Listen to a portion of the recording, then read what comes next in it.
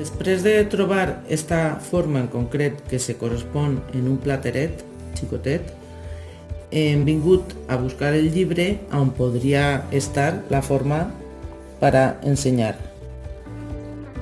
Se trata del Corpus Vasorum Hispanorum, un llibre molt antic on se fa un compendi de la ceràmica de Sant Miquel de Llíria, molt similar a la que trobem al Poblat de Sant Josep, i buscant podem veure que esta forma es correspon en el número 17 del catàleg, que seria este plateret aproximadament.